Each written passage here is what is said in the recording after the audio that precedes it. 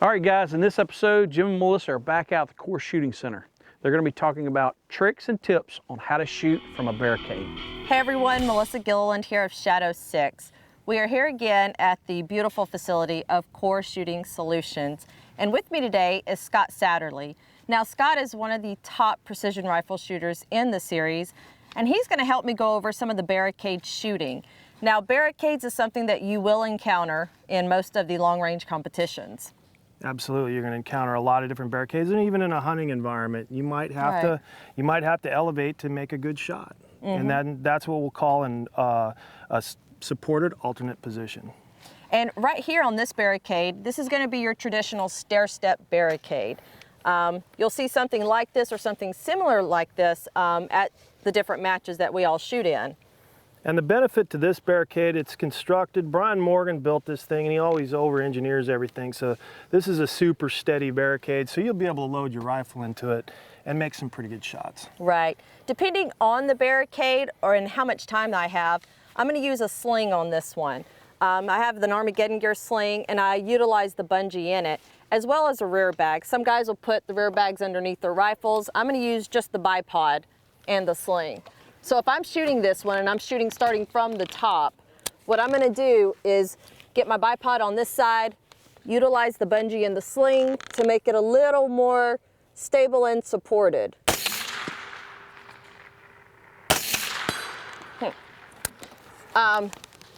What you'll do during a match, you'll keep going down. If you're right-handed, definitely I would get your rifle right here on the right side of it. That way you can help support it with your hand.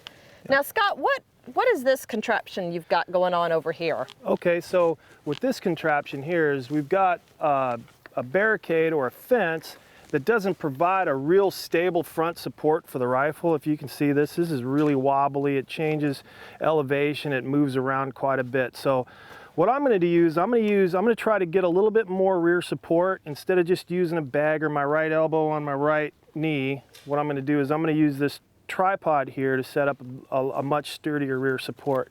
So keep in mind my target. I'm going to go ahead and grossly aim my rifle at my target, get behind it, and then all I'm going to do is just kind of scoot the tripod over, get on target, close the bolt, send a shot. This really saves a lot of time as far as wobbling around and trying to break a clean shot. If you can, the better your rear support is, the better shot you're going to take. Now over here, I'm at the Rocks. Now the Rocks is a pretty popular known destination here at Course Shooting, and I'll be honest, I have not shot the best off these things. Scott, what do you suggest and what do you see over here when people are shooting off the Rocks? What I see a lot of on the Rocks is guys are struggling. It's usually a pretty time compressed event, and just building a good position, guys will end up spending a lot of time trying to find the target and then trying to time a shot. So what I'm going to do now is I'm going to show kind of what I see a lot of guys doing on this barricade or this rock position. What they'll do is they'll put a bag up here, which is a pretty good plan starting off, because what it does is it widens up the surface area and makes it soft.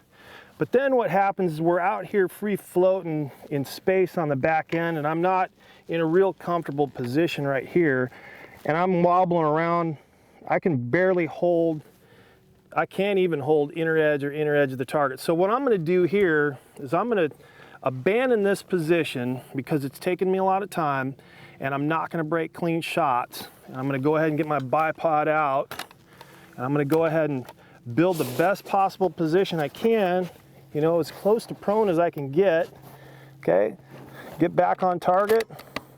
This is a pretty good position right here. So instead of taking 20 seconds to break 2 shots, I took 15 seconds to build a better position and took 2 seconds to break 2 clean shots.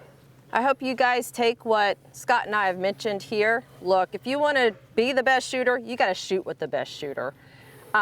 Take what we've done here, practice it at home, then take it out to the range and take it to the match. And until next time, hunt the wolf and protect the flock.